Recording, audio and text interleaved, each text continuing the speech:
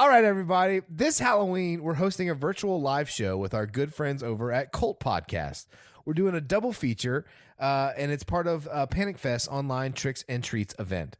Because of the pandemic, a lot of us aren't able to properly celebrate our favorite time of year. However, now we have an opportunity to have some spooky fun and help us out with some friendly folks in Kansas City. This is more, we're doing a team up as Horror Virgin and Cult Podcast, not romancing the pod, but it's still going to be fun. Yeah, so 25% of each purchase goes to help keep the Screenland Armor, one of our favorite theaters in America, in business.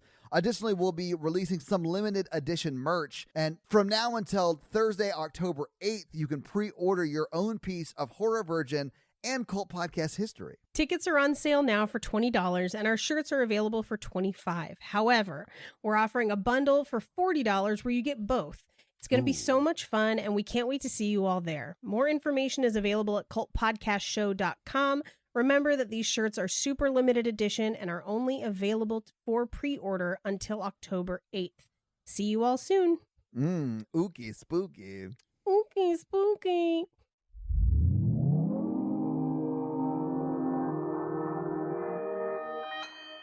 Consequence Podcast Network. This episode's brought to you by the following patrons: Matthew, Brandon, Dave, Tristan, Kate, Sasha, Isaac, Ori, Evil Matthew, Karoon, Eddie, Nick B, and Chris. And Chris and all the patrons want you guys to know that you are loved, you are listened to, and you are a valued member of this awesome Horror Virgin community. And if you want to hang out with us online, join the Facebook group, Nerds! And if you want to hear the continued saga of the Patreonicals and the other Patreon shoutouts, stick around at the end where they get a little bonkers. This being our listener request for the month of October, it is also time to thank our You Can Get It level sponsors. So a big thank you to Nicole, Ashley, Jenny, Jennifer, Richie, Kaylee, Mandy, Kayla and Aaron, Scott, Daisy, keeping up the good work, Shannon, Nick, Veronica, Jenny, Megan, William, and Casey. Thank you guys so much for contributing at the You Can Get It level. You all can truly get it. I think my favorite part of this movie was when the pool cleaner came back and tried to murder everyone in their sleep. From the future? It came back from the da-da-da-da-da. Come with me if you want to clean. Da-da-da-da-da.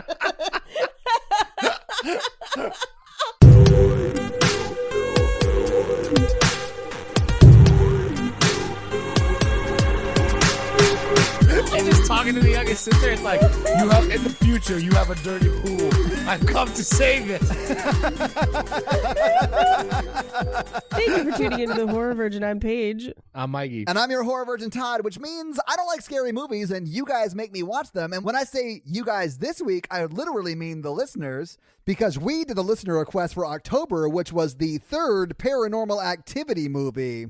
Now, this movie scared the shit out of me. Was it the first time you guys had seen it? It was the first time I had seen it, yeah, actually. Really? Had you seen 1 and 2 before this, Paige? Yes. So, okay.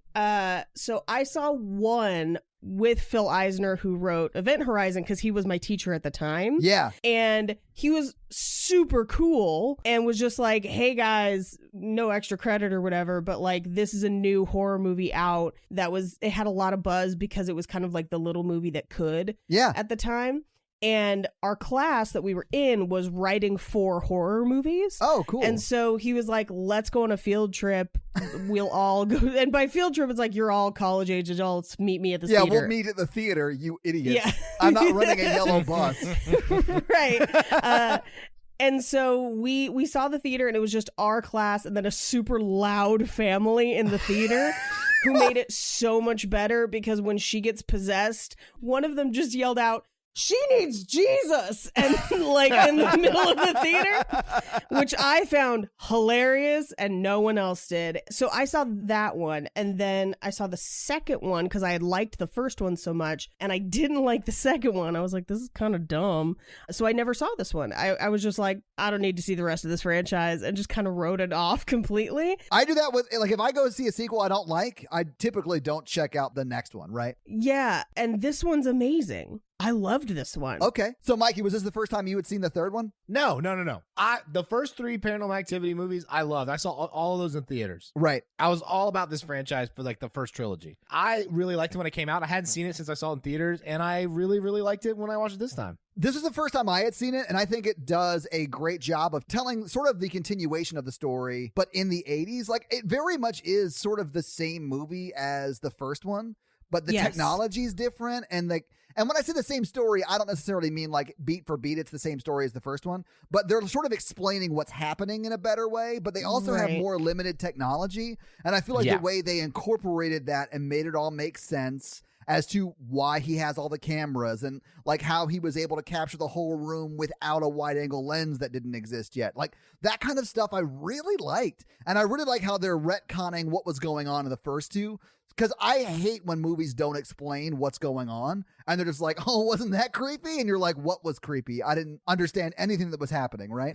So I really like that they explain it. There are still some unanswered questions, but there's a lot more explanations. So I can't believe I'm about to say this. I really liked this movie, but I hope I never watch it again because it did scare me a lot. I like when people are like take a swing at something and really nail it. And I feel like they really nailed this movie. I just hate what they did because it's so scary. I do think the lore is the weakest part of the Paranormal Activity franchise. Oh, for sure. I feel like they made the first movie without any lore in mind, and the first movie was so good they then had to kind of like walk it back to figure out the lore. Agreed. And in doing so, in every movie, it's like they try to add pieces, but it's kind of like a story where it's like one person writes a sentence and then passes it to the next person and the next person. So it's not necessarily like as cohesive. And what I found myself thinking about watching this movie is I really kind of forgot that it was Katie. I forgot that it was connected. And I think for me, that kind of made it a better movie. And it made me wish that Paranormal Activity was an anthology as opposed to a franchise. Which I think they moved to in the sequels, but by then I was just like, eh. Yeah, I honestly don't know if they do in the sequels. There's at least one that's kind of an outlier, and that's the one, because I posted in the Facebook group where I was like, how is this movie so good?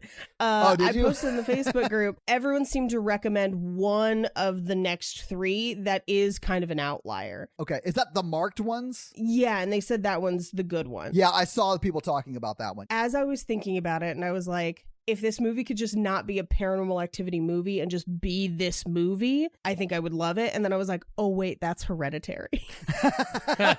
That's true. I do love it. And it does exist in this world. Yeah, so. and Ari Aster saw this movie and was like, ooh, I have better thoughts. Yeah. The last 20 minutes, but the whole movie. Yeah. And honestly, I do feel like it is very similar, right? It's a group of old people doing a seance. Well, we should just get into the fucking movie because we're going to get to all of this. This movie kicks off with Katie's sister, Kristi, putting together their nursery for their son, Hunter, who we met in the previous movie. Yeah, they're like painting and all that stuff. And Katie shows up to see the nursery and to drop off a suspicious box of VHS tapes. Yeah, which contains a possible sex tape. Of their parents. I know. Well, he wasn't their dad. That was a stepdad. Mikey, you don't want to watch a VHS tape that is just marked September 85 or whatever that includes your mom having sex with anybody. I do not want to do that. Now, here's what I think is pretty interesting. And I think for me, it's a bit of a hole. And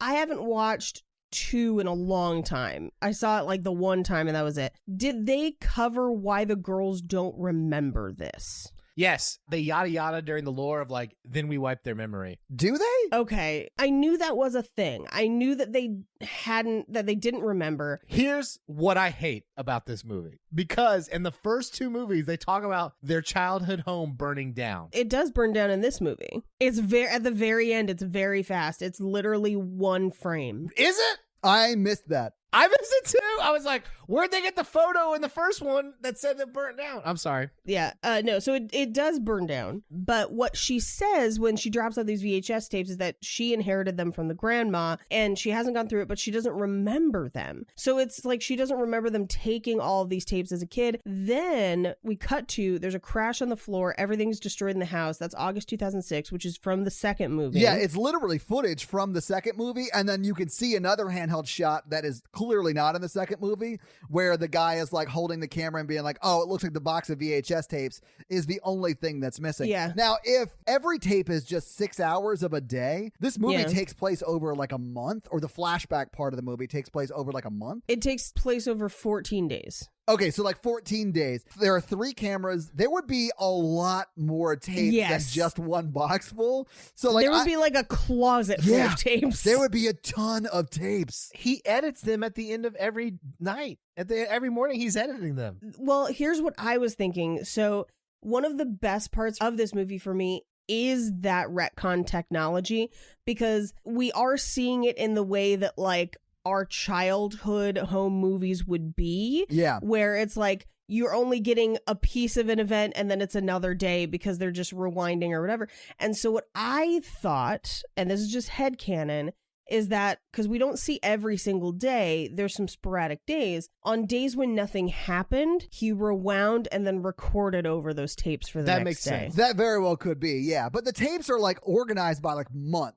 It's like August of whatever year it was. 1988, I think, and then September 88, that kind of stuff. I do have a problem with it being 1988, and I'll tell you why in about 3 scenes. Nice. Well, let's get there. So we get to a title card that says Santa Rosa, California, 1988. By the way, Santa Rosa is about a 45-minute drive from where I grew up. Is that close to Carlsbad? I'm only asking that because Carlsbad is where the Paranormal 1 and 2 take place. They're about 8 hours apart. Oh, so that must be Northern California then. Yeah, Santa Rosa is Northern California. Moore Park, where they end up at the end of the movie, is Southern California. Carlsbad is Southern California. That makes sense. I would think witches would be more Northern California. It's definitely more of our vibe. Los Angeles wants to think they got witches, but they just got girls who like crystals. So... and exotic dance performers named Crystal. So I dated a girl named Crystal. Oh, here we go. She cheated on me after 5 years. Oh, there it is. I was going to say, did you recharge her by getting her wet? That's a Crystal thing. I didn't, but someone else did. Just like real crystals, it didn't work. Exactly. I'm glad I can laugh about it now. Okay. Yeah, me too. So we cut to Katie's birthday party. And that's the home video that we're seeing. Yes. And we see Kristi kind of in the background under the trampoline by herself, talking to herself. Yeah. And her mom kind of brings her back. We get some interviews from the grandma, who seems very sweet. They always do. And then we get an interview with who we find out is their stepdad, who looks so much like Mika from the first movie. Yes, he does. He looks a lot like him. I mean, that makes sense. The family has a type. I get it. Yeah, but for a hot second, I was like, is that Mika? Is there time travel in this? And no, it wasn't. They just hired an actor that looked a lot like that guy. Katie, it's me. It's Mika. We got to go back. I fucked your mom. Do you have any trash to fill this DeLorean? I mean, it is the 80s. So what you're saying is it's a combination of Terminator and Back to the Future. Oh, Sperminator. Yes. And then every time Mika watches footage from the first film, they fade out a little more. Oh, he's not it. actually being dragged away by the demon. He's just disappearing. That's what it is. Anyway, we cut back to Katie, who is straight up murdering a pinata. Oh, like unicorn pinata hate crime. Yes. Yes. We then cut to Kristi, who has a missing tooth, and they're talking about, the tooth fairy. And these are kind of just a collection of like snapshots of their life, the way that a home movie from the 80s would be. I think they do a really good job of setting up the characters, right? Because we do get to see Dennis, right? The stepdad. And they married? I wasn't sure if they were married or not, or just like together. I think they're just together. But I mean, he more or less is their stepdad because he takes care of them and he lives with them and all that stuff. I thought they were married because the mom was like, you should have more kids since you've married Dennis. She doesn't say since you married Dennis, and she's really getting on her about how much money he makes and him using her credit card. Anyway, but in these first scenes, we get that Dennis is the quote-unquote stepdad Stepdad, yeah. type person, right? But also he runs sort of a videography business and does weddings and stuff like that. We get all of that really quickly, which I like because I don't give a shit, but it does explain why he has so many cameras and the editing equipment and all of that stuff. All of that made sense to me. I like that a lot. Yeah. But it quickly, like, yada yada's over it. And I mean, within like 45 seconds, we know all the key players in this movie. Yeah. And initially I was a little confused because I wasn't sure what to follow, but the movie very quickly kind of figures it out. Yeah. Now, I was curious if this happened for you guys. When I watched this, there was no title card, no credits, nothing at the beginning. It just starts. Yeah, which I like. Okay. I like that. I do too. It makes it creepier. Yeah, well, it makes it seem a lot more found footage-y, right? Yeah. But I hate when movies have like 3-minute credits where you're learning who the gaffer was. Like, I don't care. Let's get into the story. And I love that this movie does that. Yeah, it gets right into it. So we cut to camera on a set of wedding photos. We kind of like pull back from the camera and we hear Dennis, the stepdad, calling for Julie, the mom. And he's kind of walking through the house and no one seems to be there, but he's hearing things moving in the house. Yeah, and like sounds are coming from different places. So like when he's on the ground floor, like he's hearing bumps and stuff upstairs, which is sort of just like a loft area where the little girls sleep. So he like goes up there, sees the Teddy Ruxpin, which I like that misdirect, and I like that they have Teddy Ruxpin in there because I had one of those that I was convinced was haunted when I was a kid, to the point where I'd have to take the tape and the batteries out because it drove me insane. Anyway, so we see that Teddy Ruxpin, and then he would hear something downstairs, right? And then he went downstairs? No, he stays upstairs. Yeah. Because he hears a door opening, and it's that tiny, I have it as an attic door, but it's just under the eaves of the roof. It's like a little crawl space. It's like a little storage space that you would put like your Christmas tree in the off season, right? It's like that size area. That's where you would put Harry Potter. Well, I mean, yeah, if he was upstairs and not under the stairs, yeah. Yeah. My best friend just bought a house and it has these in every room, and they used to connect from room to room. What? Oh, that's creepy. And they were like walking me through the house, and I was like, what's with all these little haunted closets? And they're like, it's not haunted. And I was like, no, it is haunted. Fully is. I just bought a place and we are literally making a nook under the stairs for Natalie to read in. Oh, fun. So she has like a Harry Potter, like there's a half door and she can crawl in it. We're going to drywall it up and stuff. It's going to be great. But upstairs, we do have those like half doors that lead to like storage places. So I'm going to have to burn down my place after seeing this movie. Yeah, absolutely. Yeah, for sure. There's no other choice. He kind of goes to like crawl in there with the camera and he doesn't really see anything. Right. But he comes out and there's a jump scare because Kristi, the creepy daughter, is right there. Yes. It got me. Yeah, me This too. got me real bad. Thank you, Mikey. Thank you so much. This got me. Good. Because I was like, I was expecting the jump scare to be in the little attic. Now, I think because the jump scares in this movie really got me. I feel so seen right now. I was prepared for like a traditional Paranormal Activity film where everything is very subtle. And I think a lot of the jump scares up until about 40 minutes in the movie are like people trying to scare other people. Yeah. And it scares you, which I think is a little cheap, but when it hits that like 40-minute mark and now it's like, no, all of these are legitimate scares and it's so much scarier. Yeah. I kind of gave it a pass because I was like, I think they're just trying to like pad more scares into the front half of this movie. Yeah, I think so. This one, I yelled, Jesus Christ, flailed, and almost hit my husband who was sitting playing video games next to me. I legit have a very similar experience because at this point, Natalie was next to me. We watched this in bed last night and I like had my phone because I'm taking notes. I jumped, dropped my phone and she went, really? Because she's not scared of any of this stuff. It's very embarrassing. Normally stuff like this doesn't get me because I'm normally like, it's going to be the creepy daughter. And like, I just couldn't call this one for some reason. And it totally got me. So good.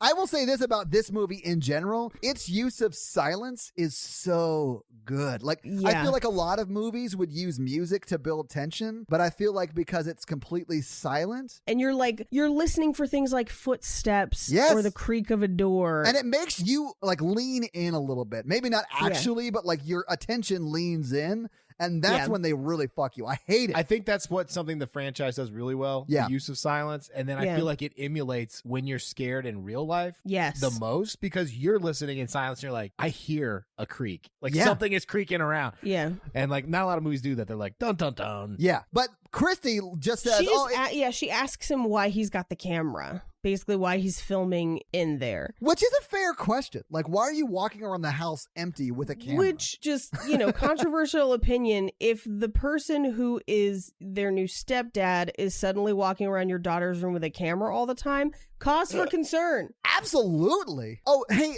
new wife or new girlfriend or whatever, I'm just going to set up this camera in your daughter's room. Yep. That's a real Jared from Subway vibe. Very cynical take, you guys. Very cynical take. I was thinking it the whole time. It seemed like they had been together for a while. The whole time I was like, is she okay with him having a camera in their room? Like, it bothered me the whole time. They had a very quick conversation about it. That's at least like an hour-long conversation of like, I'm going to put cameras all over the house.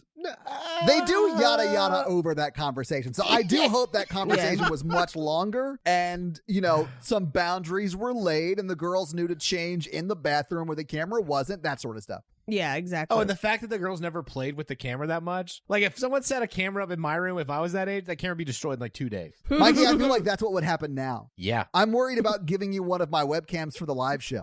We cut to the bedroom where the mom, Julie, is smoking some weed and he's filming. Dennis is filming. She's like, it's illegal. Don't film this. And she's doing funny voices. They're having, fun adult time. They're like flirting and stuff. I liked it. I thought it was cute. I thought they were having fun. And he does what Mika couldn't do, which is communicate openly about his desire to film them having sex. Yeah. Well, and because of that, and because Julie is open to it, we sort of get the beginning of a sex tape. Yeah, and he continually asks her for consent about it. Yeah. And then just in my notes, it just says, was this in the box of VHS tape? I know. So looking back on it, I was super concerned that they were making a sex tape and Katie had that in the box. Right. In the future, they went through this and they were like, oh, that's Christmas. Oh, that was Thanksgiving when grandma, whatever. Holy shit! Why are we saying this? Yeah, I'd lose my mind. Well, that's why Mika became her type, because she's like, well, that's not my real dad.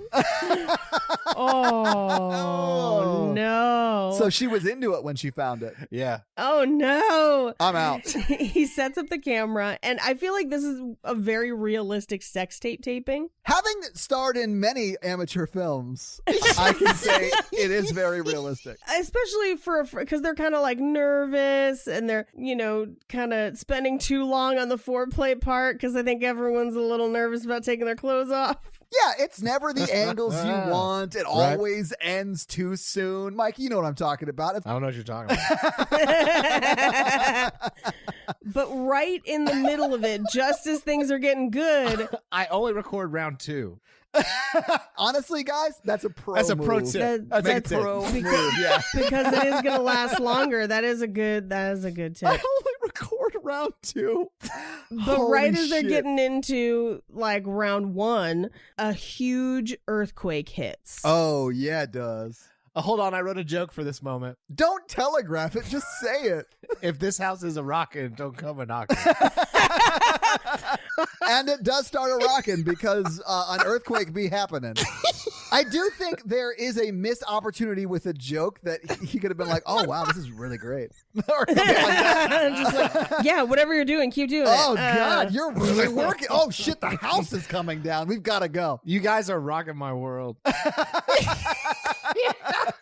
Oh, Paige. But Paige is going to throw out some like California earthquake knowledge on us right now. I am. Do it, though. So here's my problem with it happening in 1988. Uh-huh. They're in Santa Rosa, which is Northern California, and this is a very big earthquake. For it to cause the damage it causes in the house, Yeah. this is like a once-in-a-lifetime big earthquake.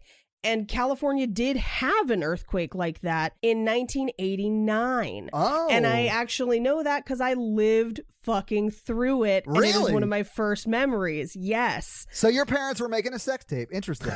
No, it was my mom and I were at home. It was in the middle of the day. But so that earthquake happened in October of 1989. Okay. But this movie very much has designed the earthquake that happens in this movie after the Loma Prieta earthquake. They're just a year early, which I don't know why. It could have been 1989. They couldn't get the rights to that earthquake.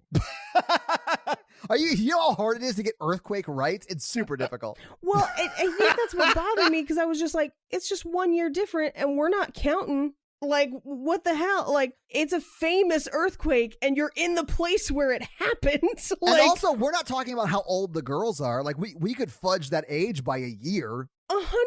Yeah. The only way that could have been sort of explained away is if there's dialogue later about how, man, we seem to be the only ones that were really affected by that earthquake. Like, maybe there was a small earthquake, but Toby or the demon or whatever really shook the shit out of their house. And I will say this, it's very clear throughout the course of this movie that Toby did not cause that house to shake. Yes. Because he wanted them to get it on and make a baby boy. Can we talk about the name Toby?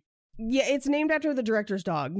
But, like, that's not a good demon name. But I Yeah. understand now because I call my dog Demon all the time. Yeah, that fits. Well, I like to think of it as that's the name that the little girl gave it. Yes. And it's not necessarily that demon's real name. No, the demon's real name was Tobiathan the Hellbound. It was just easier for her to say Toby. Well, I'm just thinking of, like, I think this is another case of someone banking on that mythology around if you have a demon's name, you control it. And so if he never gives the real name. Yeah. Well, that's obviously a fake name. What's your name, Demon? My name is Bob Smith. I'm Jacob Swanmanson. Oh, I also think that the earthquake seems to kickstart the worst of the activity. I agree. The level of damage they have, where they've got some drywall falling, they've got some stuff falling off shelves, the camera falls over and stays filming. That's a normal level of damage for an earthquake. If they weren't at the epicenter, that makes sense. Yeah, but they run to go get the girls and get out of the house. Yeah, they immediately run to get out of the house. The camera continues filming even though it's on the ground. And what we see in the video is that there's an apparition in the dust. Okay, I had a really hard time seeing this apparition. Did you? I saw it immediately. Yeah. In this scene, and like when they rewind the tape, I'm like, huh? I'm like his friend. I'm like, okay, sure, what is that? I just didn't see it that well. I honestly also thought you were a lot like Randy in this movie, but we'll get to why. I did see it immediately, because it's like you see sort of like a head and shoulders as the dust falls. Because Randy's awesome. He's the unsung hero of this movie. I would say Randy's annoying and terrible until he makes the one rational decision of this film. So this, I also want to mention, so I was pretty critical of Rec replaying footage. Yes. And it's because I think this movie does it the right way. Right. Like, this is how, where it's in the context of another scene and our characters are learning about it and talking about it. There's a reason for them to be rewatching it. They're pointing out things that we may not have seen the first time. Well, and they're pushing the story forward, even though we're seeing the footage again. And we're honestly not seeing just the footage. We're seeing them watch the footage, and we're seeing the equipment that he's using to like pause the frames. He enhanced it, okay? Oh, that's not a thing. But yeah, I mean... Well, yeah, he puts it into black and white, but yeah. He tells his coworker, Randy, that he's been hearing noises and there's something weird going on. And so he's going to start setting up cameras in the house. Right. Which is a pretty far stretch for just one incident. If I saw an apparition the way that I saw it in that video, I might set up some cameras, at least for a night or two. I probably wouldn't set up cameras. I would just leave the house and never come back. That's fair. That's how they get you. Yeah. Is when you start setting up the cameras. Now, he sets up the cameras in the girls' room, and he's explaining that the tapes last 6 hours. So you have to change them every 6 hours. And he says that he wants to catch anything unusual or strange, and he tells them not to touch the camera. Right. Part of his rationale for this is a new house. It shouldn't be making these noises, which is basically like the house shouldn't be settling, like we shouldn't be hearing. But I've lived in a new house and they noisy as hell. Yeah, in fact, new houses are the noisier houses because they do need to settle. You know, they just sort of like pop into place. That's probably the worst way to describe it. But like they do make sounds as they sort of settle into the ground. But like wood creaks, if it's hot, it expands. If it's cold, I mean, like the night and day, that's why there's creaking. That is true. Yeah, I lived in an old house growing up and it made those sounds too. And that's what they told me, so I didn't burn the house down and leave.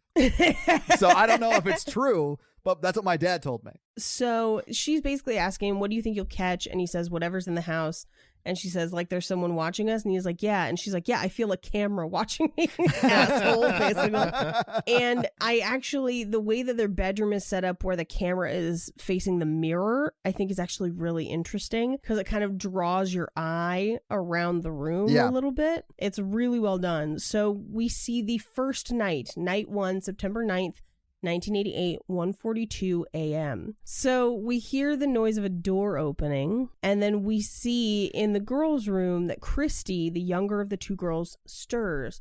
And she kind of walks over to the camera, and she's talking to somebody just behind the camera. This was so creepy because the camera's set up right next to that storage door, right? And she walks over. All we can see is like the side of her face. And she's like, yeah, probably. We have to be quiet so we don't wake up Katie or whatever, you know? You gotta be quiet. Oh, so creepy. Oof. This little girl actor does an amazing job. And the little girl Katie does an amazing job too. They both do. There's a scene later where Katie's trapped in the bathroom and she's really scared. Yes. And I'm like, this is the most realistic scared little girl I've seen, I think, in a movie. Yeah. Also, what do you think Toby and Kristi were playing all night? Like, do you think the demon really wanted to play? No. Because I was like, they're playing hide and go seek all the time. I was like, this is so dumb. Yes, because I think a lot of the noises in the house are Kristi. I do too. On Toby's orders. Yeah. Because we do see, we'll get to it a little bit later, he seems to be like sending her on errands through the house. And I do think that will factor in later, where I don't think it's laid out or explained well in the movie, but I had a headcanon of what I thought was going on by the end. Okay. So the next day, Dennis, the stepdad, is basically interviewing her on camera of like, hey, who were you talking to? Because I saw you in the camera talking to somebody. And she tells him about Toby. Toby is her imaginary friend. He's big, he's old, he's tall, and if she tells one of his secrets, she'll be in trouble because she says she, quote, won't be safe. Yeah, this freaked me out because I don't understand how at this point they weren't like, okay, we're moving, we're getting you a therapist, and we're burning the house down. Yeah, I mean, at this point, I 100% might have like, let's talk to somebody. But I do... Kids do this, though. Yes, the imaginary friend part, I think, is what throws the mom off. And kids say weird, satanic-like stuff all the time. Satanic-like stuff. Well, hell, one time my goddaughter just turned to me like randomly and she was like, you're all alone in the world. Well, that's not like a satanic thing. She's just very observant, Mikey. It was the tone, okay? She's like, I watched What If and it answered some questions.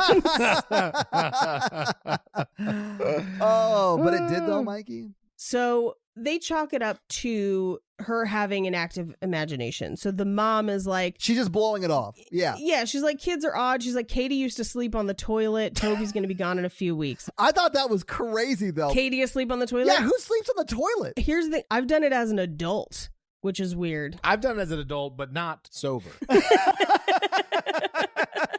Anyway, so he asks Randy what they found in the tapes, and he basically says, surprise, we found that your family sleeps all night. Yeah. Basically saying that, like, we haven't found anything, and they're kind of debating whether or not Back to the Future should be called Back to the Past, a common debate.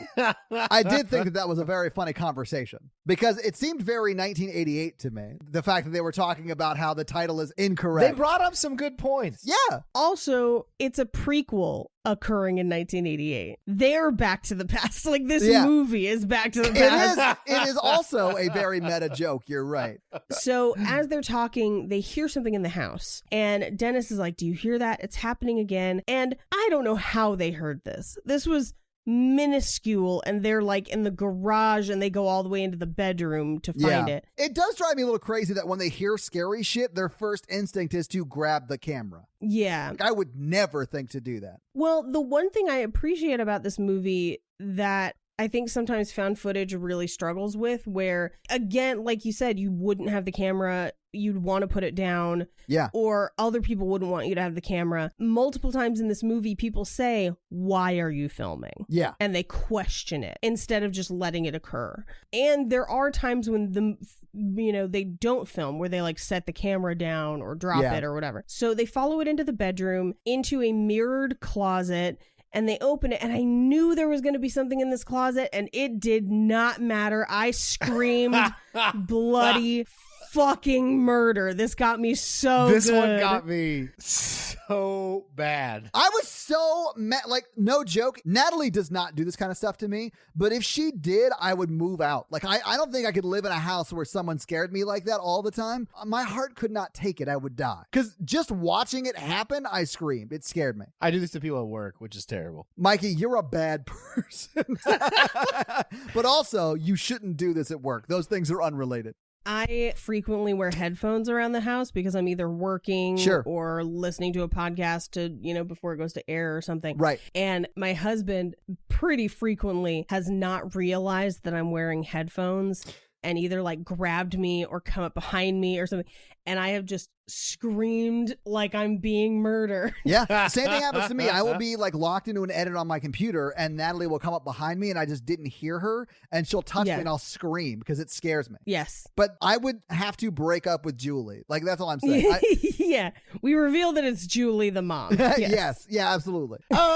He invites it on himself, set up these cameras. I do think it's fair. Once is fair. If this was a repeated behavior, no thank you. Yeah. That mask was scary as shit, too. Yes, it was. And it was so much that I expected the jump scare to happen when he opened the mirrored closet door, but it didn't happen until he starts to move the clothes. Oh, man, that extra weight really amped me up for it and scared the crap out of me. It was so much of a beat that I had in my notes. They look into the closet. There's nothing there. I had already typed, there's nothing there. Yeah. And then the scare happened. Yeah. And because I relaxed, it made it worse. Yeah, absolutely. That's how they get you, man. Yeah. They call it the dipsy doodle. Oh. I don't know what they call it. I don't think they call it that. Well, that's what I'm going to call it. So we cut to the outside where they're in a tent, or the girls are in a tent in the backyard. The girls want to camp out, which I used to do as a kid in the backyard, but I do think it's dumb, but I have done this. I have not, because we didn't own a tent because my mom doesn't believe in camping, but she believes other people do okay, it. so she believes it exists. It's just not for her. I got you. That makes sense. Okay. She has on more than one occasion said camping is when there's not a Starbucks in the hotel. Okay. You know what's more comfortable than a sleeping bag on the ground? A bed. Yeah. So Dennis goes out to check on the girls. He brings them cookies, tells them not to tell mom. Yeah. Then we cut back inside for night 5. This is September 14th, 1988, 3:26 a.m. The girls' beds are empty, but we're hearing creaking noises and footsteps, and a light comes on and off in the hallway, and we hear more footsteps outside the door. Julie wakes up. She hears footsteps. She wakes up Dennis and basically says, I think the girls came back inside. Which is completely logical. I would think the same thing. We didn't lock them outside. They can come back in whenever they want, really. Right. But she says go check on them, right? Yeah. So Dennis gets up and goes into the hallway. He turns the lights on. He goes into the girls' room, turns the lights on, back in the bedroom, and he's kind of turning lights back off. Julie gets out of bed to go after him because she's kind of hearing things in the bathroom. Yeah. And he comes running back into the room. That scared the shit out of me too. Just that jump of him popping back into the room. This was the cheapest one to me. This was cheap to me. I was kind of frustrated with this one. Yeah, I didn't like this one. Yeah, but it still scared me. Yeah. So they go to check outside in the backyard, and the door to outside is locked. Yeah. So the girls couldn't have been in the house, allegedly. And she asks, did you lock this? And he says no. So they go outside. The girls are asleep in the tent, and they seem to be fine, but they bring them inside, which part of me is like, how about we all sleep outside? Like, why are you bringing them inside where we know there's ghosts? Yeah. You need to sleep outside and then never go into the house again. Right. Yeah. The next day, they're on the trampoline, and he's interviewing Katie, and she's saying that she didn't sneak in. Yeah. We cut inside to the mom and the grandma changing the linens on the girls' beds. Yeah, and this is where the grandma is being super passive-aggressive about Dennis and his job, and like, oh, he's buying more tapes on your credit card? Yeah. Or something like that. She's like, the girls miss their father, and we don't know where their father is or what's going on. Yeah. Then the grandmother kind of really pressures her to have more kids. Yeah. So this comes from the lore thing of like they're looking for a Right. baby boy. Yes. The grandma even says, remember how much you wanted a boy? which is like Yeah. her sort of supplanting that idea in her head. Which at this point in the movie, we don't know that Right. the grandma has nefarious dealings, but like it just seems like a pushy mom. And Yeah. and Julie does say she's happy with things the way they are. Yeah, she's like, I have 2 great daughters. I love it. It's great, you know? Yeah. I know someone who has 2 daughters and has no interest in having more kids. That was my parents. They told me we Yeah. should never outnumber them. So we cut to the next day. Katie is learning to skate, and Randy is talking to Dennis about like, oh, maybe it's like Bloody Mary, which kind of plants this idea in Yeah. Katie's head where he's trying to get Dennis to put more cameras in or rig some mirrors. And this is where they create the fan cam. Yeah, the oscillating camera, Yes. which I Right. think is so scary. it's very scary. The fact that you can't see the whole room and it's oscillating back and forth, even if there's nothing there, as it moves, and we'll get to the scenes where it does this, just it moving to reveal more of the room or more of the kitchen, that alone scared me. Oh, yeah. It gives you that unknown of just like, Yeah. Now, the one thing, and I'll point it out when we get to it, there is a scene where this oscillating fan cam creates more of a scare because something appears on one side of the oscillation Yeah. that didn't go through the previous one. So we know that it Yes. apparated essentially. Yeah. I do love that when Dennis is telling Julie about the oscillating fan, he's like, look at this cool thing I built so we can capture both sides of the room. And she goes, you broke my fan. And he goes, oh, I can put it back together. Like, They seem to have a pretty good relationship. So night 8, which is September 17th, 1988, 4:02 a.m., we see, or rather we hear something running through the hallway, and it passes past the parents' door. don't we even see like a black flash like through the door Yes. crack? Yeah. Yeah. Oof. It's Kristi. We find out it's Kristi. Yes. And she's running down to the dining room table downstairs Oh, and she gets on the table. and stands on it, and she kind of touches the lights from the light fixture. yeah. Then the fan oscillates back and she's gone. Why? Well, this is part of my theory. This scene is the whole reason I have my theory. Oh, okay. She kind of creeps into her mom and dad's room, and then she runs away, and then she stands outside the room, giggles, and runs down the hall, which wakes up Katie, Yeah. who says, Kristi, what are you doing? And then she goes back to bed. Yeah. So I think Toby is sending her on missions to create the noises around the house to try and get them to think the house is haunted. I mean, we know it is, but like To get to the grandma's house. Yes, that to actually get makes them sense. to the grandma's house. And that's why later when he's like, do you promise to do it? And she's like, yes, if I promise, will you stop? She's the one who plants the seed of, are we going to grandma's? Yeah, that actually makes a lot of sense, Paige. I did not think about that in the moment, but I like that theory a lot. We cut to the next day where she's painting. She doesn't want to play outside. Her mom asks about Toby, and she's like, ask him yourself. He's standing right next to you.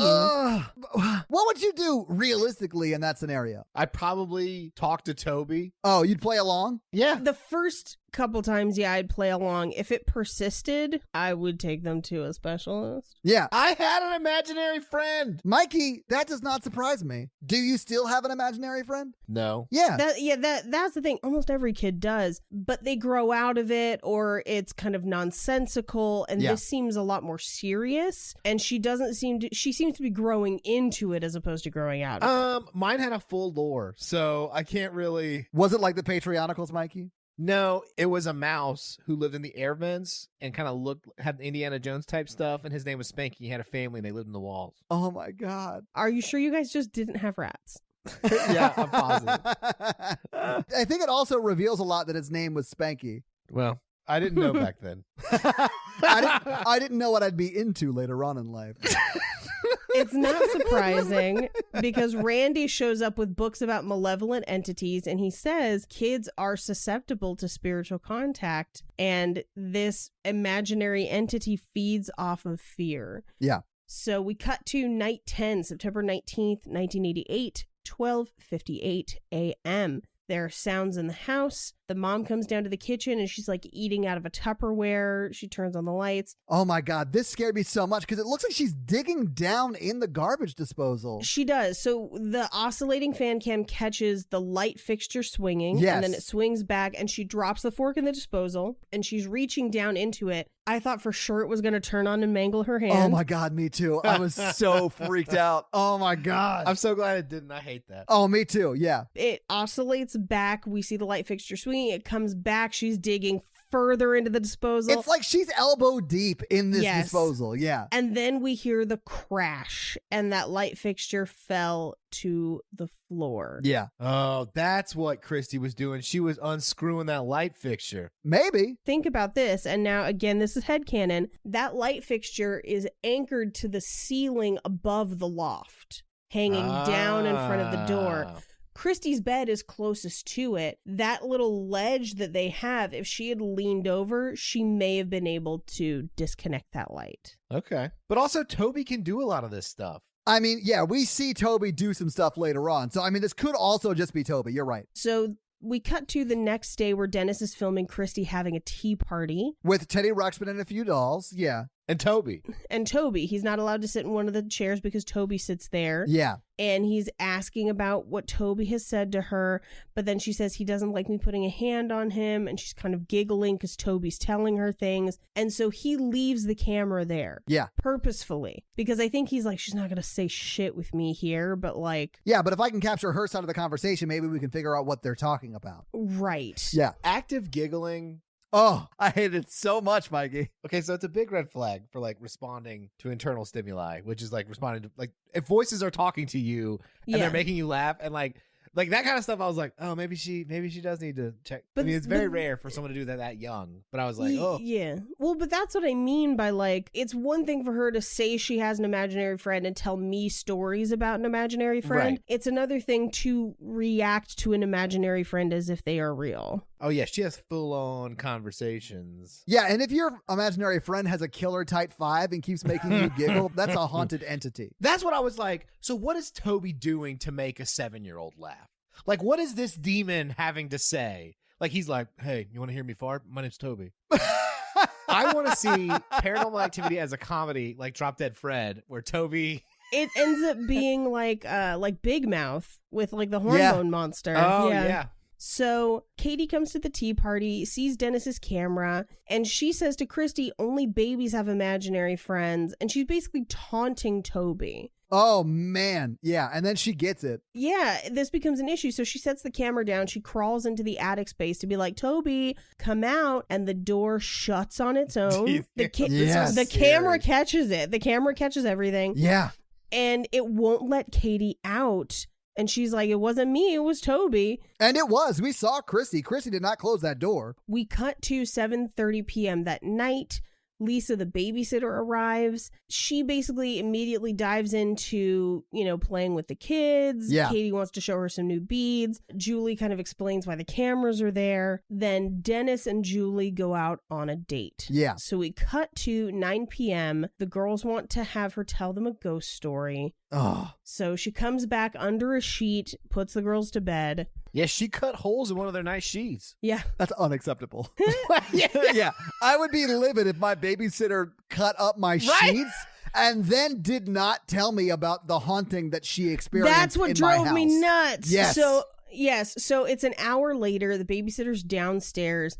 And she jump scares into the camera where she's like, ha, that's for you, Dennis. Where she's like taunting the camera. Yeah, but she gets it, man. She's sitting at the kitchen table. And again, this is the oscillating fan cam. She kind of hears something, and the fan cam oscillates from the living room back into the kitchen, which means that anything that would have gone to the kitchen would have had to pass in front of it. Right. So it oscillates back into the kitchen, and there's what looks like a little ghost standing in the kitchen. Yeah. I thought it was Kristi. I thought it was Kristi too, because it's about Kristi's size. But she would have walked through the first oscillation of that. But she would have walked through the oscillation, but then the sheet collapses to the floor in a heap. There's nothing under it. And the babysitter, I don't know how she's not fucking terrified. Yeah, I would immediately leave the house. Oh, there's this part and the part that's about to happen when she goes upstairs. Like, there's no way I would have stayed in that house. The only thing I could think is that she thinks Kristi or somebody got out of bed to try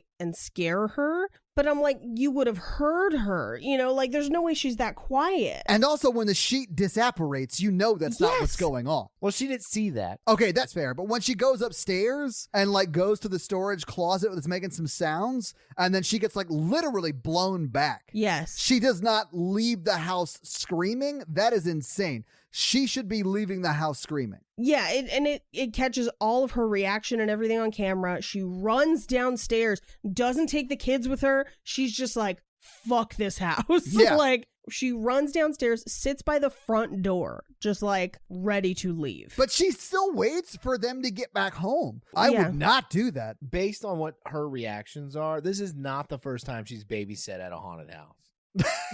Maybe. So the parents get there and she tells them everything is fine. Yes. But she's clearly in a rush to leave. That's what I couldn't figure out. I was like, tell them. The cameras caught it. Yeah. I mean, they're going to see it anyway, which they do in like the next scene, right? Also, if I was a babysitter coming to a house and there was like 14 cameras set up, I'd be like, okay, so you think I'm like a child murderer. A thief or a murderer, yeah, or a molester. Or I was having my boyfriend come over and making out after the kids went to sleep or something like that. Right. Yeah. So they watch the footage the next day. And this is why I think Mikey and Randy are a lot alike, because when they bring up, they had a babysitter come over last night and Dennis is telling Randy about what happened. Randy's really interested in the babysitter's like name and is she hot? What's her deal? She's single. What's going on with that? Can you introduce me? She was not a bad looking babysitter. I was getting some real Mikey vibes. That's all I'm saying. She was a redhead, I think, right? She was blonde. She was a blonde. No, I mean, I was out.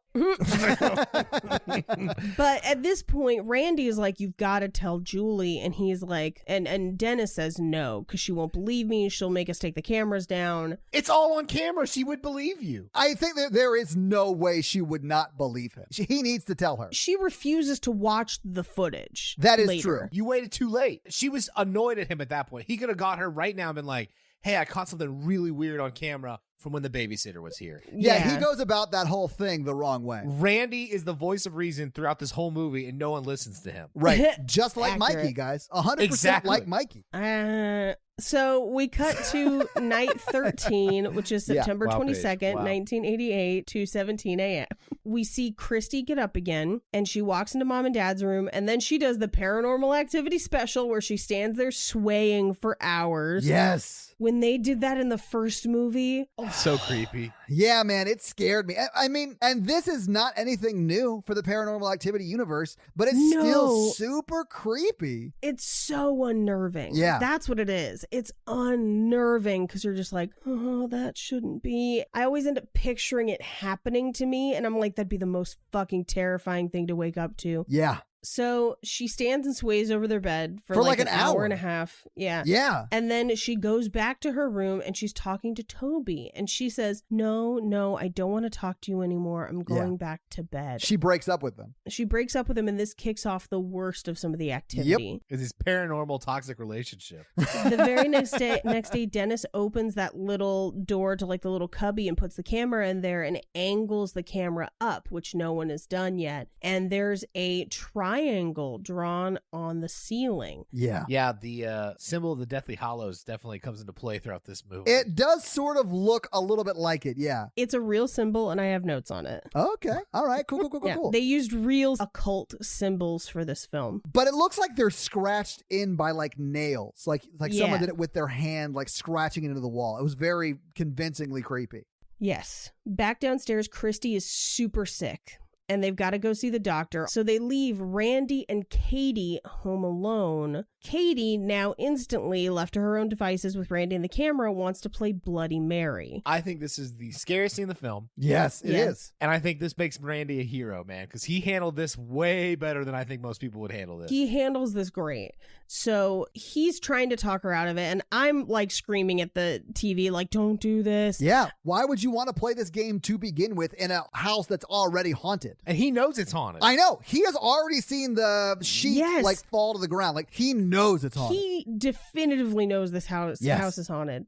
So they play Bloody Mary twice. First time, nothing happens. Second time, there's a crash. They turn the light back on, and Randy then has a giant scratch up his torso. Yeah. And And- he handles it so well. Like, you could tell he's panicking, and like Katie's freaking out, and he's like, no, like this is totally a scratch from last night. Like, it's gonna be fine. I think it's gonna be fine. Yeah, he does a great job of keeping her calm, which is Yeah. I would not have been able to do. I would have been shaking her like, we're gonna fucking die, kid. Like I'd have been freaking out. When he peeks out the door and like the darkness engulfs that side of the room Oh and the my furniture all God. shifts, and then he just shuts the door and he's like, we're going to stay in here a little longer, I was like, I would be freaking out. Yeah. But again, a lot like Mikey, because Mikey's good in a crisis, man. I mean, yeah. I mean, I've never, thank God I've not done like a poltergeist, but like, Well, essentially, because so he's staying calm for her. Yes. yeah. He's being the adult. They're hearing noises outside the door, and something's trying to get into the door. Yeah, it's like banging and shaking the door. Yes. And Katie's like up against it, like trying to hold it, and he's pushing it with one of his hands, Right. and he's holding the camera with the other one. Yeah. She's freaking out. And she's a good actress too, because She does a great job. I was like, are they really torturing this child? It is that level of good acting, though. You're like, I hope that she knew that nothing bad was happening. Like, because she's very, very convincing. The door's rattling. Somebody's trying to get in. They peek out the door. Again, as Mikey kind of alluded to earlier, part of the room just descends into darkness. Yeah. And then they have like their little tea furniture, and it just like rolls through the room on its own. Yeah, like towards the staircase, which I'd imagine was like trying to block the exit for them. Yeah. Yeah, it's like it's thrown. Yes. Yeah, it's so scary. And he basically at this point is like, we gotta fucking run. Like, we get out. Right. So he comes back in and he's like, okay, let's go. We're gonna be okay. We're gonna be okay. And so they walk through the room, and then he resets the furniture, which I was like, I just did not run. understand this at all. If this was me, I would put the camera down, picked her up, and been like, we're going to run out the house. You do the Yeah. beginning of Haunting of Hill House when he grabs Yeah. the kid and says, Yes. keep your eyes closed. We're going to run and hopefully we don't die. You don't say that last part, but like that's what you're Yeah. thinking, right?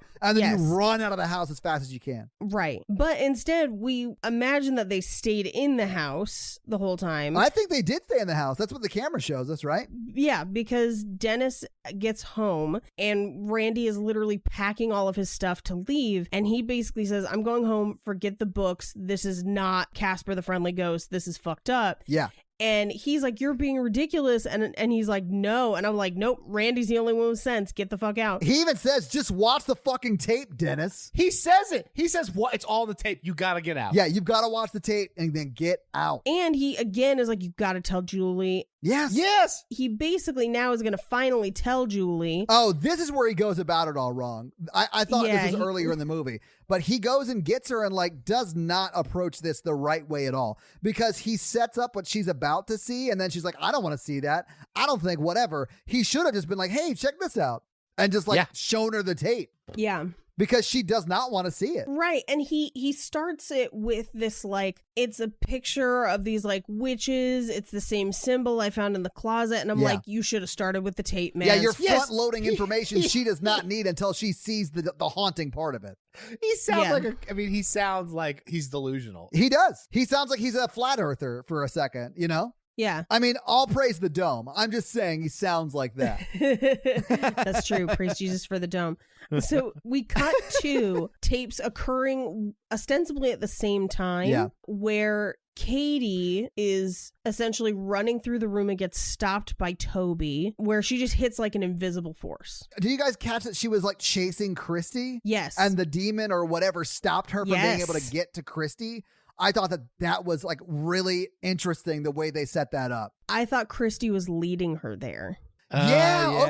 Okay. Yeah. I didn't think so because this is when Kristi refused to do what Toby wanted. So he starts torturing Katie until she changes her mind. Right, but we don't know exactly what Toby was asking of her. That's True. true. And we don't know if there were multiple things. I don't know. But so Toby lifts up Katie by her hair, which is a great effect. It works really well. It really does. Yeah. She's screaming. We cut back down to where Dennis and Julie are arguing about the tapes. Katie basically runs in and says, Toby pulled my hair. And Julie says, no cameras, but she won't watch any of the tapes. She basically says this ends tomorrow, which means that this night is the last night, Yeah. essentially. Which, if a person is really upset, there's no this ends tomorrow. This ends. This ends Yeah. tonight. Yeah, This this ends ends right now. now. Yeah. People don't do that. So we see night 14, which is September 23rd, 1988, 1:38 a.m., where Dennis is downstairs editing wedding footage, and upstairs in the bedroom, the TV turns on by itself. We hear the door open in the little girl's room, and Katie wakes up.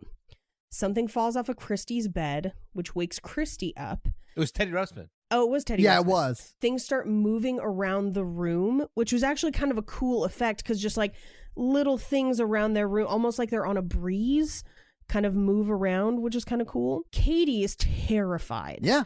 and she's screaming, and Kristi is not. And Kristi basically is just like, just ignore it. You've got to just ignore it. Okay, quick question. Do you think Kristi can see Toby or can just sense his presence? Yeah, I got the impression that she could see him, right? She can see him. Ugh. Yeah, I think she can see him. So at this point, this is where he pulls the blanket off the bed. Katie gets pulled back towards the door. Mm-mm. Everything is getting pulled towards the camera. Furniture, everything. I don't know how the parents aren't hearing it.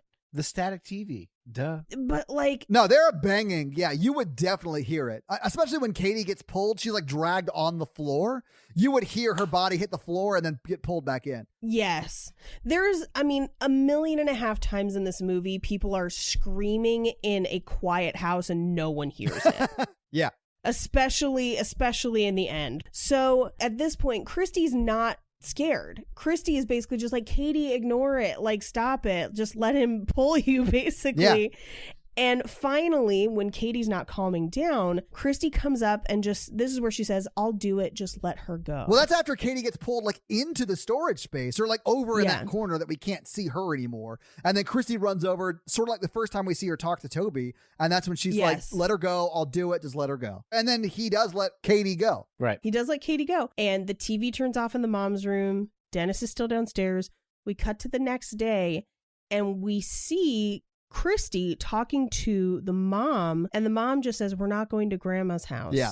Basically, we see that kind of Kristi and Katie are almost like both kind of collaborating to try and ask to go to grandma's house. Yeah. And Julie, the mom, literally says, we're not going to grandma's house. There is no Toby. Yeah. And she says, I need things to get back to normal. Yeah. Here's how I wish the movie would have gone. Like, after this part, it goes normal a little bit. Yeah. And then Toby gets Kristi to light the house on fire.